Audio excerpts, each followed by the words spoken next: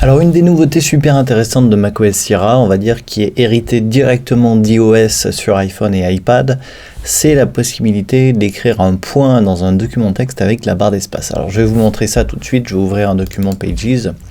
Alors déjà vous allez me dire pourquoi faire un point avec la barre d'espace. Eh bien tout simplement il y a des gens qui sont vraiment habitués à faire ça sur iPhone. Donc c'est vrai que c'est assez agréable de retrouver ça sur Mac.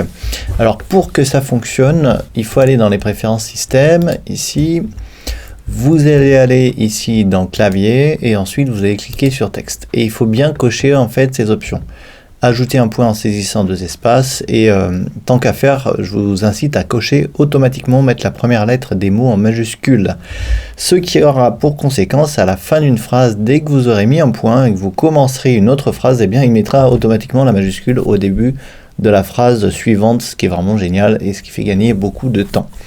Donc je vais vous montrer ça tout de suite. On va sortir de cette fenêtre puisque les options sont cochées. Voilà. Ceci est un essai. Donc j'appuie deux fois sur la barre d'espace et vous voyez que ça fait un point.